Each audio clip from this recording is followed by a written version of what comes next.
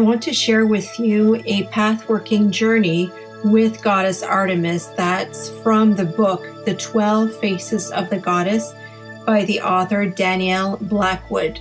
This is a book that I really, really recommend. It is so good. So the first bit I will be reading from this book about the goddess archetype of Artemis and her story, her mythology. Then I will read a path-working meditation that you can do on its own at any time that you need more clarity about your goal and reconnect with that inner wild woman, the one who knows what she really wants. Or you can use this meditation also in your integration ceremony. So I invite you to get really comfortable. If you want to have your journal and a pen nearby to take any notes, you may also do that. But what I really want you to do is to listen with your heart, with your body, and just take everything in. In the meditation that's coming up, you are going to be invited, just like the chakra dance meditations, you're invited to get up and to dance and to let your body move the way that it wants to move as we go through the meditation. So this will be really nice. So just sit back, get comfortable, and let this reach your soul. So the guiding goddess archetype of Artemis. There are many parallels between the Olympian goddess Artemis and the Sagittarius woman. As we will see, Artemis is the epitome of the free-spirited woman who makes her own choices and lives as she decrees. Virgin goddess of the hunt and the moon, Artemis roams the high mountains and woodlands with her pack of hunting dogs and her band of nymphs.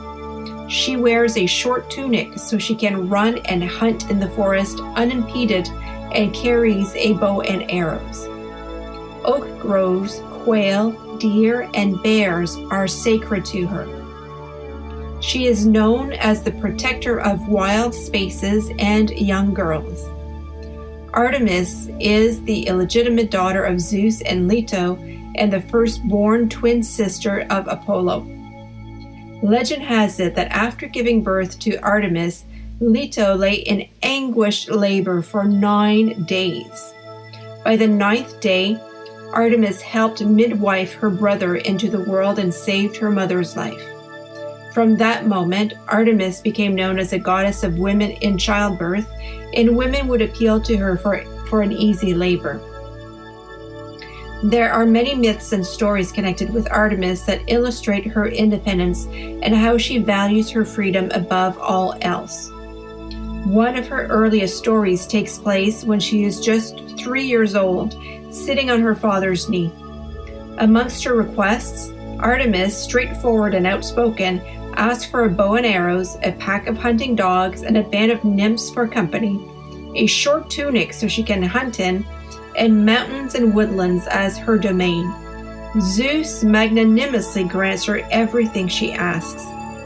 It is of note that the Roman equivalent of Zeus is Jupiter, which is Sagittarius' ruling planet.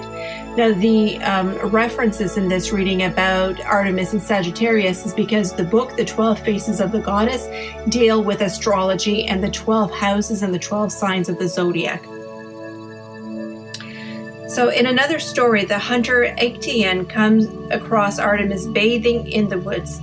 He hides himself behind a tree and spies on her in her nakedness.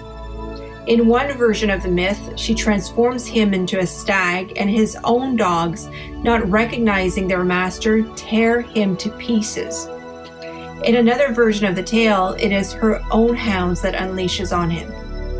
The myths and stories connected with Artemis suggest that she values her autonomy, which she will defend at any cost, a trait shared by Sagittarius. She is also fiercely protective of her freedom and chooses the wild over domesticated existence.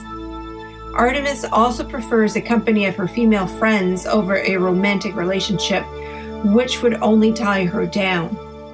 She has no specific place she calls home, but roams the untamed wilderness with her nymphs, beholden to no man and unburdened by offspring. A fascinating cult connected to Artemis is depicted in artwork on the remnants of ancient pottery and vases. A myth tells a story of a young girl who teases a bear sacred to Artemis and is then killed by the bear. Her brothers in turn kill the bear, which enrages the goddess, and she sends a plague in revenge. Artemis will stop the plague only if the people of Athens surrender the virgin daughters every 5 years to propitiate her. At the sanctuary of Artemis in Broron, on the eastern coast of Attica, a select group of prepubescent girls engaged in a rite of passage known as archetypes, or acting as the she-bear. They would wear bear masks and assume the guise of the she-bears, dancing in a wild ritual before they crossed the threshold to womanhood. We must remember that life for women in ancient Greece was in many ways little more than a half-life. The only role open to most women was as wife and mother, with no place in society outside the constricted realm of the home. After marriage, she would be the property of her husband and completely under his dominion. Given the cloistered life that the women of ancient Greece endured, their time of unbridled and carefree wildness was probably cherished. Acting the bear honored the virgin goddess Artemis by ritually embracing the untamed fundamental feminine before girls had to surrender their intactness to a patriarchal society that essentially stole their natural connection to their own wild female nature. As goddess of the waxing crescent moon, Artemis is further archetypally aligned with Sagittarius. While they both share an independent spirit, they each also embody a philosophical, mystical aspect. In many magical traditions, the moon has been traditionally seen as a triple goddess in her guises as maiden, mother, and crone, which correspond to the moon in her waxing, full, and waning phases respectively. As a waxing moon is connected to the goddess in her maiden aspect, it symbolizes growth and outward directed energy, the ability to set one's eye on a target and move courageously toward one's goal. So there you go. There's some information about Artemis, her myth, a few symbols that are important for her, and her invitation for you to reconnect with your inner wild spirit, becoming unbridled, being so sure of what you really want, of what you really desire, that you can clearly ask that to the gods, to the goddesses, and know that it will be manifested. So now for the meditation, make yourself really comfortable. You might want to clear your space in case you want to dance or move and allow your body to respond to this path working in reclaiming your wild self.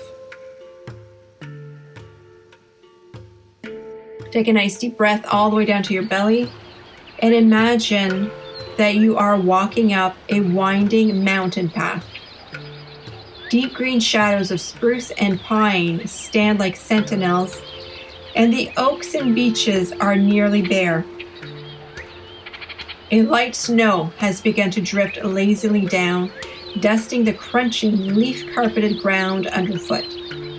It's twilight, and a waxing crescent moon appears overhead, glowing slim and bright in the late autumn sky. You have needed to get away from the constraints of civilized life, the constant harangue of school, work, and other people's expectations. You have felt caged and listless, and you wonder where your vitality has gone. You take a deep breath, inhaling the sharp green scent of the forest, and feel its living essence fill every part of you, instantly awakening and enlivening both your body and spirit. With each breath, you begin to feel a tingling sensation spreading throughout your body.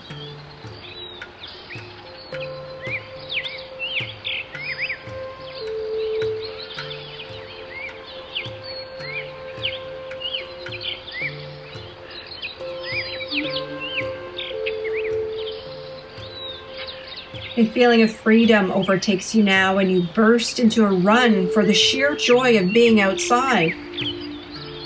Feel your lungs expand and grow larger. Your arms and legs become heavier, more powerful, and you realize as you're running that you feel the cool mountain air rippling through your coat. The strength and power within you is intoxicating, and you easily jump over a large mossy log, leaving the path and plunging joyfully headlong through the woods. Nothing is an obstacle. You pause and stand up on two legs, raising your great shaggy head and sniffing the air. Your sense of smell is heightened, and the images flash through your mind's eye, showing you a panoramic view of the terrain. In one direction, not far off, a mother deer and her fawn lie secreted in the foliage.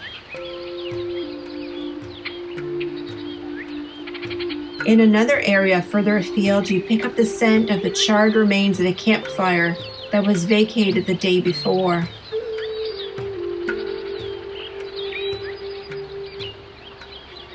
From several miles away, a sweet, moist scent comes to you, a spring. You lumber off in that direction and hear the trickling before you see it.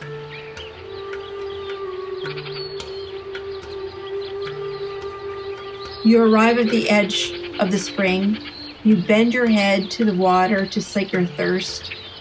Your sides are heaving and flecked with sweat. You never felt so satisfied or so alive.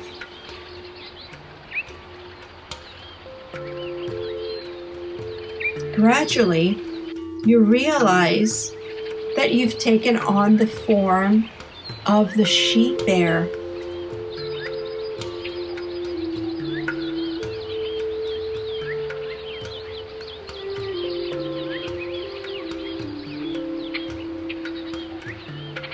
But with your breath, you can come back gradually to your human form. And you can sit cross-legged with your back against an old oak. Night has fallen. Your breathing slows down and deepens, and you take in the sounds of the forest.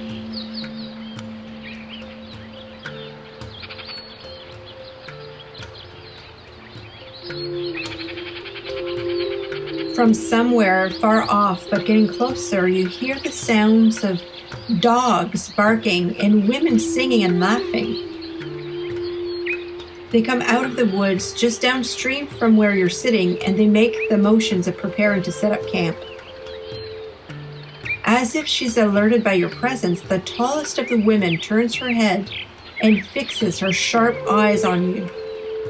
She is wearing a short deerskin tunic, and she carries a bow in her right hand and a quiver of arrows slung over her shoulder. She strides confidently in your direction on silent feet. One of the dogs trots after her and sits at her side as she stops before you, hand on one hip.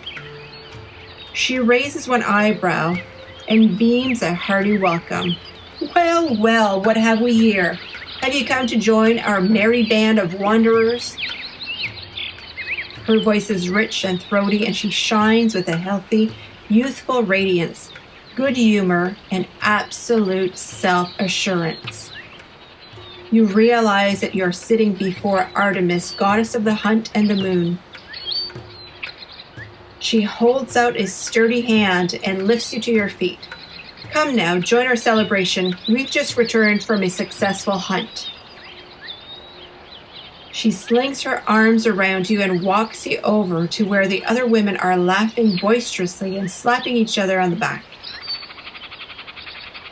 A woman wearing antlers begins beating a drum. Another joined in on an aulos or double flute.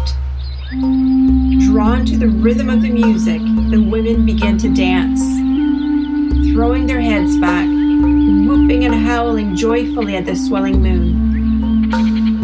Some mimic the movement of bears in time with the cadence of the drum, shaking themselves out, grunting and turning their heads this way and that like a bear scenting the wind. Others leap high into the air like doves. Feel the throbbing pulse of the drum and join the ecstatic dance around the campfire.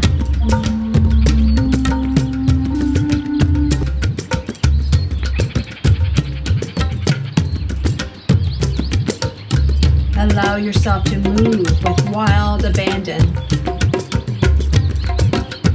You are one with your body, moving alongside the blur of the other women who dance around you. And in the dance, you lose all sense of time.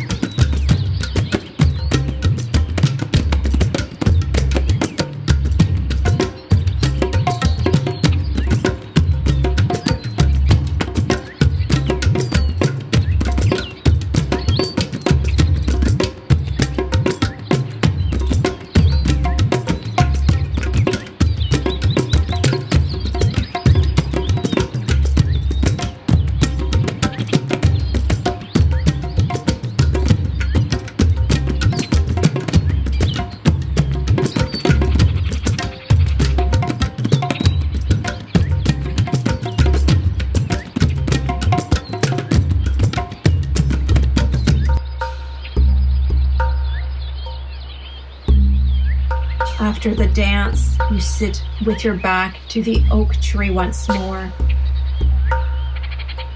and you feel calm. You can gently fall asleep.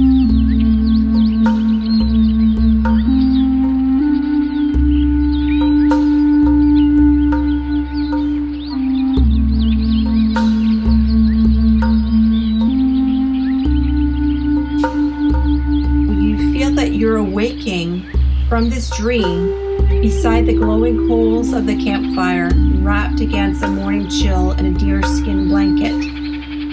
A pale sun is rising. Artemis and her band of nymphs have already moved on to their next adventure.